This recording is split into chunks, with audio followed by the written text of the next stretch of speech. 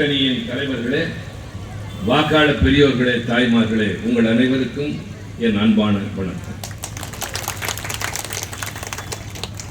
அண்ணன் தங்கபாண்டியன் அவர்கள் இருந்த காலத்தில் நரிக்குடிக்கு வந்தது. அதற்கு பின் மீண்டும் இப்போதுதான் வருகின்ற ஒரு வாய்ப்பு.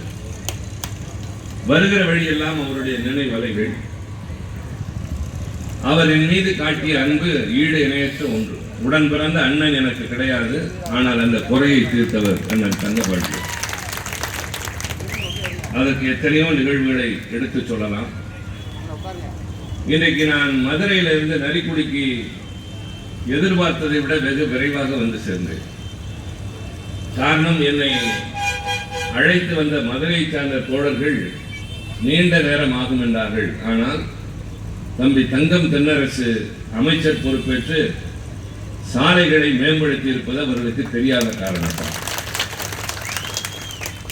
இன்றைக்கு ஏதோ நெடுஞ்சாலைகளை பயணம் செய்வதைப் போல கொஞ்சமும் தடைகள் இன்றி வெகு விரைவில் நரிக்குடிக்கு நான் வந்து சேர்ந்ததும் என்னோடு வந்த கழக முன்னோடிகள் கமலி உள்ளிட்டவர்கள் எந்த அளவிற்கு இந்த தொகுதியிலே முன்னேற்றங்களை அவர் செய்திருக்கிறார் என்பதையும் விவரித்து வந்தபோது எனக்கு மனம் பூரிப்பாக இருந்தது. தமிழ்நாடு அமைச்சரவையில் அமைச்சர்கள் ஏராளம் இருந்தாலும் எல்லா துறைகளும் வந்து நிற்கக்கூடிய இடம் தம்பி தென்னரசுடைய அலுவலகம். இவர் ஒதுக்குகிற நிதிதான் அந்தந்த துறைகளுக்கான நிதி என்கின்ற அளவிற்கு மட்டுமல்ல, ஒட்டுமொத்த தமிழ்நாடு அரசும் தமிழ்நாட்டு மக்களுக்காக தீர்த்துகிற திட்டங்களுக்கு நிதி ஒதுக்கி அதை நிதிநிலை அறிக்கையாக சட்டமன்றத்தில் முன்வைத்து தொடர்ந்து அதை நடைமுறைப்படுத்துகிற ஆற்றல் மிக்க அந்த தம்பி மீண்டும் சட்டமன்றம் செல்ல வேண்டும். கொஞ்சம் உரிமை எடுத்து சொல்லுகிறேன், மீண்டும் அமைச்சராக வேண்டும். இந்த தொகுதி மேலும் மேலும் வளர்ச்சி அடைய வேண்டும் என்ற தனிப்பட்ட ஆவல் எனக்கு நிரம்ப இருக்கிறது. என்னை விட உங்களுக்கு இருக்கிறது. ஆவல் இருந்தால் மட்டும் போதாது, உங்களுக்கு பொறுப்பும் இருக்கிறது.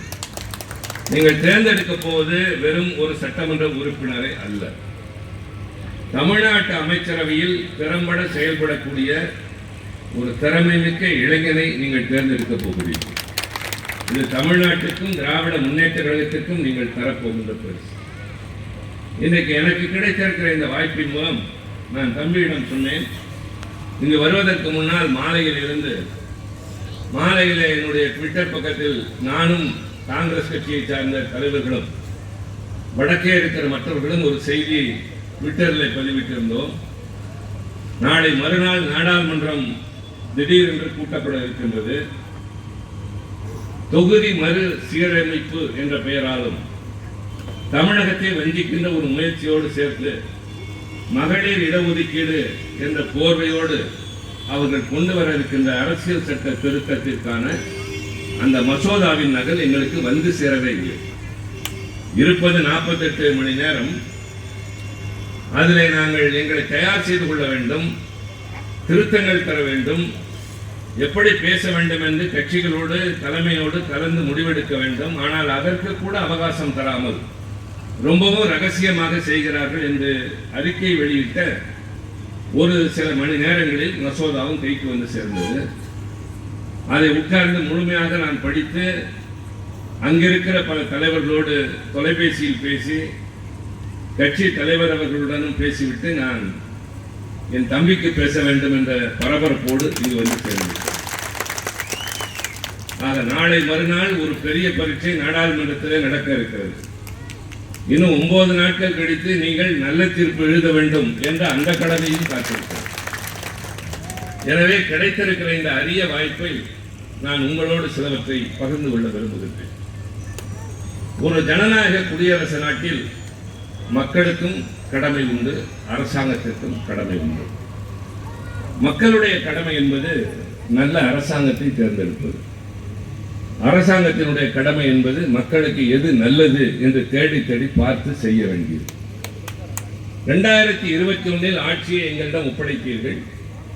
5 ஆண்டு கால ஆட்சிக்கு பின்னால் ஏன் இதையெல்லாம் செய்ய முடியவில்லை தெரியுமா என்று சொல்லிக் கொண்டு வராமல் இவ்வளவு நிறைவேற்றி இருக்கிறோம் பாருங்கள் என்று பெருமிதத்துடன் வந்து சொல்லுகின்ற அந்த பெரும் பொறுப்பை எங்கள் இயக்கத்தின் தலைவர் தளபதி மு.க. ஸ்டாலின் அவர்கள் தலைமையில் நிறைவேற்றிவிட்டு மீண்டும் உங்கள் ஆதரவு கேட்டு வந்திருக்கிறோம்.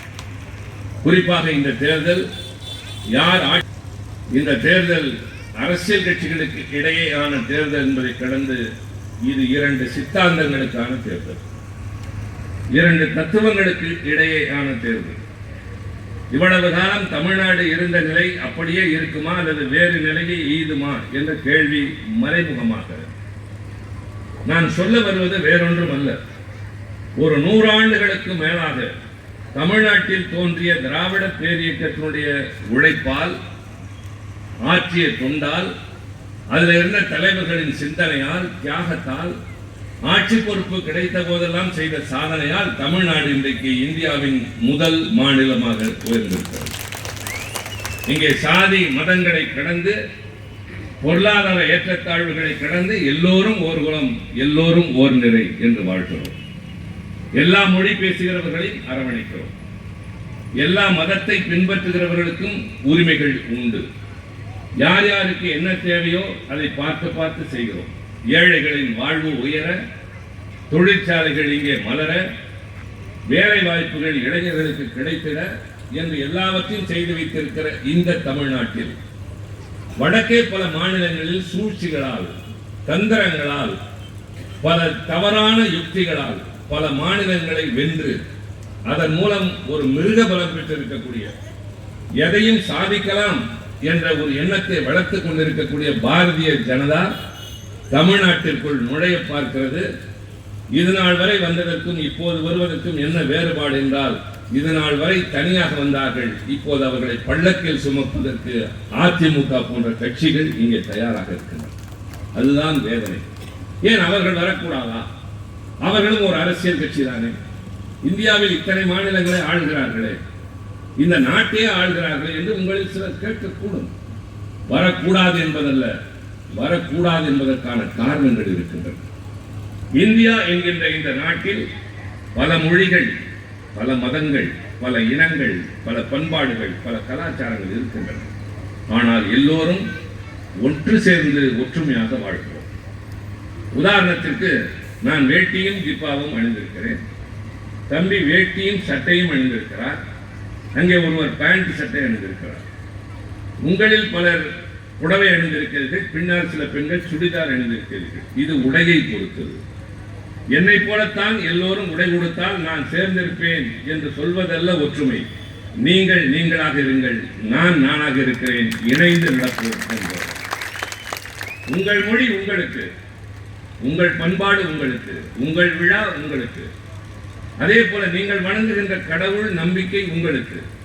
ஆனாலும் சேர்ந்து வாழ்வோம் என்கிற வேற்றுமையில் ஒற்றுமை என்ற தத்துவத்தை சிதைத்து இந்தியாவில் ஒரு மொழிதான் இருக்க வேண்டும், அதற்கு பின்புலம் உண்டா, அதற்கு எழுத்து வடிவம் உண்டா, வேறு மொழிகளை விட சிறந்ததா என்ற ஆய்வு இல்லை. அந்த மொழியை திணிப்போம், ஒரே ஒரு மதம்தான் இருக்க வேண்டும், அதை ஏற்று தீர வேண்டும் என்று நாடாளுமன்றத்தை தங்களுக்கு சாதகமான ஒரு கருவியாக மாற்றிக்கொண்டு இந்தியாவின் பன்முகத்தன்மையை சிதைத்துக் கொண்டிருக்கிற அந்த கட்சி உள்ளே நுழைய முயற்சிக்கிற போது காவல் அரணாக திராவிட முன்னேற்ற கழகம் தடுத்து நிறுத்தும். அதற்கு உங்கள் ஆதரவு தேவை. நான் பலவற்றை இங்கே சொல்லலாம். இது மருதுபாண்டியர் பிறந்த மண் என்று சொன்னார். வீரம் விளைந்த மண். தேவர் திருமகன் அவர்கள் நேதாஜி சுபாஷ் சந்திர போஸை சந்தித்தது அருகே இருக்கிற ஐயங்குளம் என்று சொன்னார்கள். எவ்வளவோ கதைகள் உண்டு. வீரம் விளைந்தது என்பதை விட விவேகமும் இங்கே உண்டு என்பதுதான் மிகப்பெரிய சிறப்பு. ஒரு காலத்தில் தமிழ்நாட்டில் உங்களுக்கு தெரிந்த மருத்துவர்கள் யாராவது இருந்தால் தயவு செய்து நாளை காலை சென்றியுங்கள். நோய்க்காக அல்ல, ஒரு சந்தேகத்தின் பொருட்டு. ஒரு டாக்டராக வேண்டும் என்றால் என்ன அடிப்படை தேவை என்று கேளுங்கள். உங்களுக்கு உங்கள் பிள்ளைகளை ஆக்க வேண்டும் என்ற கனவு இருக்கும். அவரிடம் கேட்டால் சொல்வார்கள், 12வது தேர்ச்சி பெற்றிருக்க வேண்டும், இன்றைக்கு இருக்கிற சூழலில் நீட் தேர்வு எழுத வேண்டும், பின்னர் இடஒதுக்கீட்டின் அடிப்படையில் டாக்டர் ஆகலாம். இதுதான் எப்போதும் இருந்த நிலையா என்று கேட்டால் இல்லை. கொஞ்ச நாட்களுக்கு முன்னால் நீட் என்பதே கிடையாது, நேராக பள்ளிக்கூடத்தில் இருந்து இடஒதுக்கீட்டின் அடிப்படையில் செல்லலாம். சரி, அதுதான் எப்பொழுதும் இருந்ததா என்றால் இல்லை, அவ்வளவுதான் என்று சொல்வார்களே தவிர அவர்களுக்கு பெரும்பாலோருக்கு தெரியாது, உங்களுக்கும் தெரியாது. ஒரு காலத்தில் தமிழ்நாட்டில் ஒருவர் டாக்டராக வேண்டும் என்றால் கல்வி தகுதி மட்டுமில்லை, சமஸ்கிருதமும் தேவை என்ற ஒரு சட்டம் இருந்தது. சமஸ்கிருதம் தெரிந்தவர்கள் மட்டுமே என்கிற போது அது தெரியாத, அதை படிக்க அனுமதிக்கப்படாத, நம்மை போன்ற பிற்படுத்தப்பட்ட தாழ்த்தப்பட்ட குலத்தில் பிறந்தவர்கள் கம்பவுண்டர்களாக இருக்க வேண்டும், நோயாளிகளாக இருக்க வேண்டும் என்ற ஒரு சதி பரப்பப்பட்டு நடைமுறையில் இருந்த பொழுது ஒரு அரசாங்கம் பொறுப்பேற்கிற நிலையில் அவருக்கு தெரியும், எனக்கு தெரியும், நான் நாடாளுமன்றத்தில் பணியாற்றுகிறவன், அவர் சட்டமன்றத்தில் அமைச்சர். ஒரு சட்டத்திலே ஒரு வார்த்தையை சேர்ப்பதன் மூலம் அல்லது ஒரு வார்த்தையை நீக்குவதன் மூலம் ஒரு பெரிய மாற்றத்தையே சமுதாயத்தில் கொண்டு வரலாம். உதாரணத்திற்கு தான் இதை சொல்லுகிறேன். நீதி கட்சி ஆட்சிக்கு வந்தவுடன் என்ன செய்தார்கள் தெரியுமா? மருத்துவ படிப்பிற்கு சமஸ்கிருதம் தேவை என்று இருந்ததற்கு பின்னால் இல்லை என்ற ஒரு சொல்லை சேர்த்தார்கள். தேவை இல்லை என்று வந்ததற்கு பின்னால் தான் என் மகள் டாக்டராக முடிந்தது. இங்க இருக்கிற பலருடைய பிள்ளைகள் டாக்டராகி வெளிநாடு செல்ல முடிந்தது. இது ஒரு உதாரணம். இது போல நாங்கள் செய்த வேலை சொன்னால் இன்றைய கூட்டமே அதற்கு சரியாகிவிடும். நான் உதாரணத்திற்கு மட்டுமே சொன்னேன். இங்கே ஒடுக்கப்பட்டும் ஒதுக்கப்பட்டும் புறக்கணிக்கப்பட்டும் கிடந்த மக்களை கல்வி தந்து அதன் மூலமாக உயர்வு தந்து அவர்களை கொண்டு போய் நல்ல நல்ல இடங்களிலே பணியில அமர்த்துகின்ற அந்த முயற்சியில் நீண்ட நெடுங்காலமாக எங்கள் இயக்கம் ஈடுபட்டு வருகின்றது. இப்போது நான் இன்னொன்றை மிக முக்கியமாக இப்போது வந்திருக்கிற அத்தனை பேருக்கும் சொல்றேன். இந்த கூட்டத்திற்கு எங்கள் கட்சி தோழர்கள் மட்டும் வந்திருப்பதாக கருது. விளம்பரம் செய்திருக்கிறார்கள், துண்டு பிரசுரம் அச்சடித்திருக்கிறார்கள். இன்றைக்கு மாலை தங்கம் தென்னரசுக்கு உதயசூரியன் சின்னத்தில் ஆதரவு கேட்டு பிரச்சார கூட்டம் நடைபெறுகிறது. திருச்சி சிவா பேச வருகிறார். எல்லோரும் வாருங்கள் என்று அழைத்திருக்கிறோம். என்றால் எங்கள் கட்சியை தாண்டிய, தோழமை கட்சிகளை தாண்டிய நடுநிலையாளர்கள், கட்சி சாராதவர்கள், அரசியலை விரும்புவர்கள், வியாபார பெருங்குடி மக்கள், ஏன் மறுப்பு சொல்ல வாய்ப்பு கிடைக்குமா இந்த கூட்டத்தில் என்று காத்திருக்கிற மாற்றுக் கட்சி நண்பர்களும் வந்திருக்க கூடும். எல்லோருடைய மனமும் ஏற்றுக்கொள்ளக்கூடிய விளக்கங்களை சொல்லி இவருக்கு ஆதரவு திரட்டுவதற்கு தான் நான் இங்கே வந்திருக்கிறேன்.